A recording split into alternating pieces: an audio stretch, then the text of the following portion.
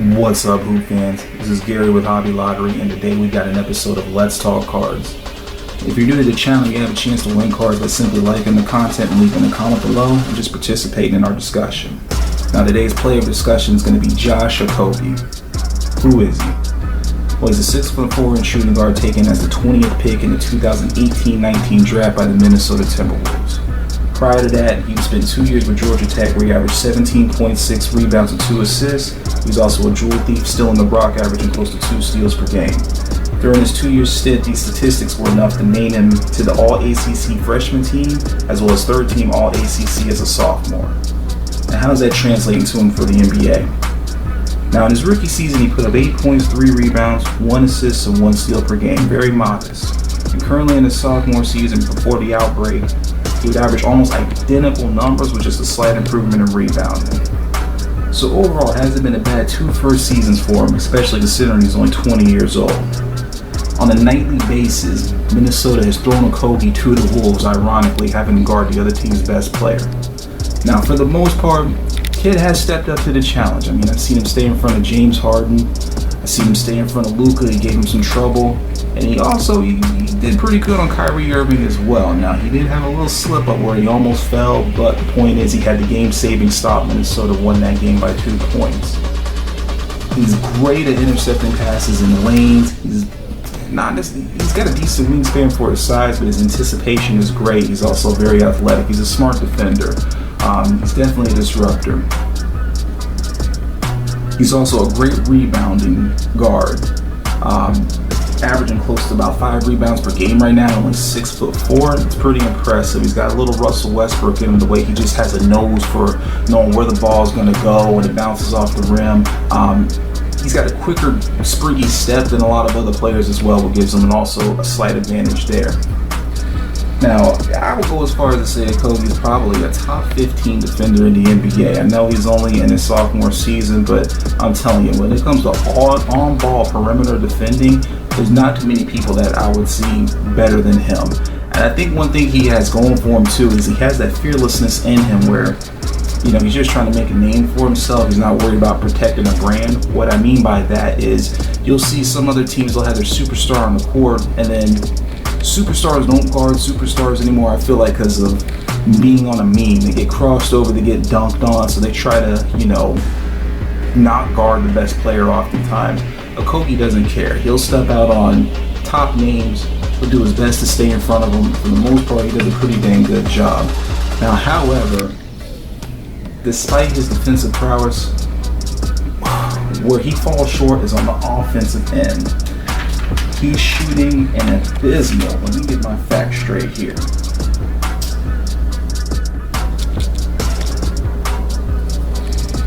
27% from downtown. I just had to double check that because that is very bad. That's down there with Russell Westbrook's jump shooting percentages, and they clown him hard on First Take, any media outlet that you see them talk about analysis of basketball on. Everyone mentions Russell Westbrook's historically poor shooting, and Okogie's down there with him, and he shoots just 43% from the field overall. He's definitely going to have to step that up if he plans to stay in the rotation and really stay in the NBA. I mean, you could be a lockdown defender, but the Andre Robersons, the Bruce Bowens of the world, you really can't just be a lockdown defender only. You've got to be able to make shots.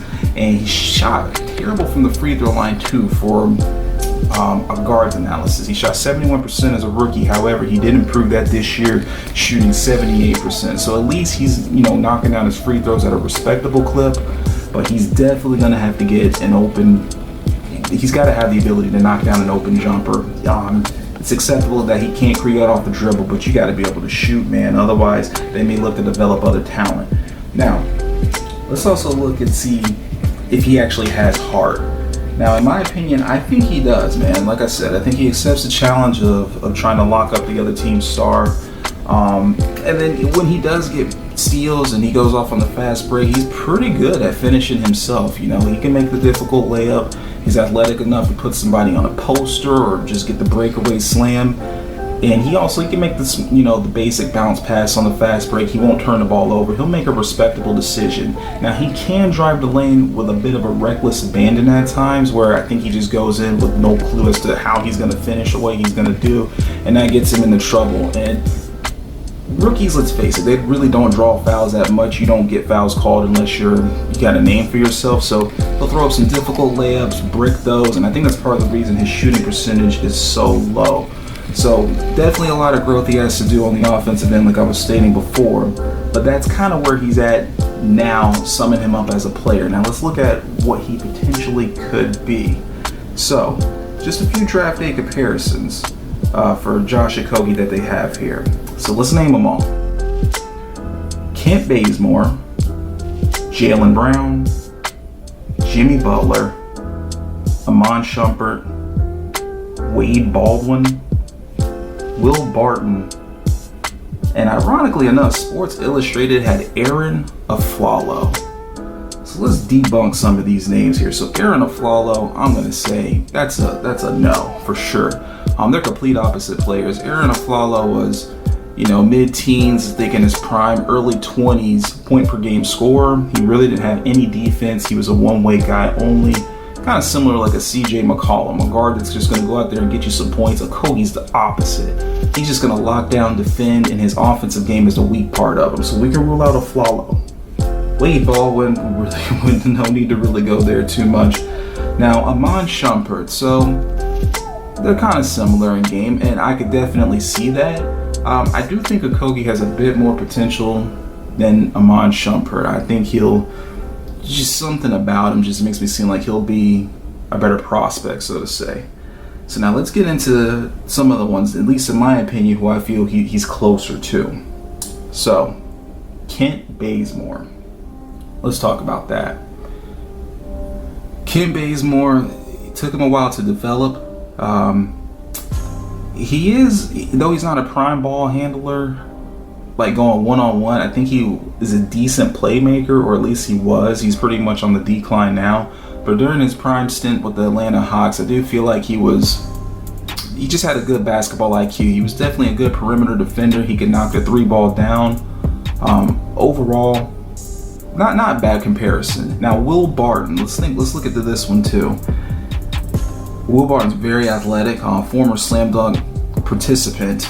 No, that may not carry a lot of weight, but he's got hops. He's a very, very good rebounding guard too. He averaging like 7 rebounds per game for him this year, which is very impressive, especially on the team that he plays on with the Nuggets. I feel they have a lot of guys who are, overall, they have a good lengthy squad, so to say. Now, Will Barton, he's better off the dribble. I think he has a little more craft to his game with his scoring ability. And Okogie, I don't ever see him really being a creator off the dribble. That can always change, but I'm willing to rule out Will Barton. So we'll get him out of the picture here. Now, let's go back to Jimmy Butler. That was one of them. I don't know about that. Now, granted, Jimmy averaged like 2 or 3 points his rookie season. He really developed over time. I don't know if anybody really saw that coming, but dude just had the heart to be successful. Now, the thing with Jimmy Butler, too, he's 6'8", I believe. He may be 6'7", so he is longer than Okogie. Overall, he's going to have more length, and I think just a stronger build to guard players more so that Okogie may not be able to, although Okogie is very stellar himself. But if Okogie's a top 15 defender, I'm putting Jimmy top 5. I'd say he's up there with like a prime Kawhi, Paul George. I can't think of other names right now, but Jimmy's up there with him. So I just don't see him quite being as good as Jimmy Butler, so I'm willing to rule that out. Now, let's take a look at Jaylen Brown. This is where it gets a little interesting, because Jaylen, he struggled too his first year, and I feel they have very similar games. So Jaylen is, I think he's 6'6" or maybe 6'7" too, but he's getting better, and he's not much of a playmaker. Like I talked about how Bazemore can play make. And I don't think Okogie will really truly be like him. But where Jalen is, he's more of like, once he gets the ball, he's basically going to shoot it. He's not really looking to pass it. He's getting better at creating off the dribble. He's good at driving to the basket now, finishing at the rim, which was something he really struggled at early on in his career. His percentage is up too in terms of shooting from the field and shooting the three ball. So I can kind of see some similar comparisons there with how he started off in his first year averages and how they're comparing to Okogie. Now the opportunity, I feel that Jaylen Brown, I mean, if you think about it, he's been the fourth wheel on that team for a really long time. They had Kyrie, they had Gordon Hayward, they also have Jason Tatum, of course, in front of him. So it did take him a while to kind of come into his own, but he's starting to do that with Kemba, Hayward, and Tatum. Even though he's still the fourth option, his numbers are still pretty strong.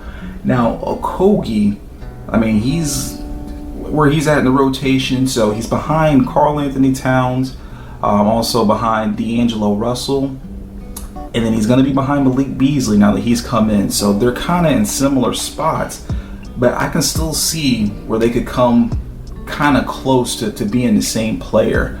So in my opinion, if I'm looking at scaling it down to just these three right here, Kent, I just feel like he was more of a playmaker. He looked to get people involved. He really didn't look to go one-on-one or to score as much. And I think Jaylen Brown looks to score as much. Kent, I don't think, was nearly as athletic as Josh Okogie or Jaylen Brown was. These two guys can both put people on posters. Jalen's definitely put people on posters. So I'm willing to rule out Kent Bazemore. So now where does that leave me here? So Okogie and Jaylen Brown. I would love to know your thoughts down below on what you think about these two and if Okogie can potentially be a Jaylen Brown. Now, let's take a look at the prices real quick for Josh Okogie. So in my opinion, I always say the best way to evaluate the pulse on the player's market from sports card investment standpoint is to look at their Silver Prizm Raw, their Silver Prizm as a PSA 10, and then also their base Prizm as a PSA 10. So at the moment, Josh Okogie's base Prizm PSA 10 is going for about $23. There wasn't a whole lot of sales history on, at least not at the time that I looked at the time of filming this. Now, his Silver Prizm Raw ranges from $5 to $10. Not very expensive at all there. You can buy a whole lot of them sometimes for like $40. And then if you're looking to grade him, his Silver Prizm at the moment is going in the range of $30 to $40 as a PSA 10. I tell you, I wasn't into card collecting when Jaylen Brown first got in the game, but I did monitor it a little bit the last 2 years, and his stock shot up tremendously. So if Okogie could become a Jaylen Brown or similar numbers, now Jaylen is putting up 20 a game, but I could easily see Okogie jumping from 8 points per game, I think I stated earlier, going to 15 by simply improving his three-point percentage. If he goes from 27% to 35 and he takes just 2-3 more threes a game, that could bump him up to where he's a double-digit scorer with 11. He gets better at finishing around the rim, starts making his free throws a little more. Now Okogie's automatically, I shouldn't say automatically, but I can see him getting an extra 6 to 7 points per game, putting him at 15 points. Also, his minutes right now, he's about 24 to 25 minutes. If he gets starter minutes or becomes a starter from an injury, gets in the 30s, rebounds could go up as well. So let's say he puts up 15, 7, won't be a playmaker, maybe 2 assists, but if he can average 2 steals per game, that's great. I can definitely see his value going up. So overall, I do see him being, a good player in the NBA long term.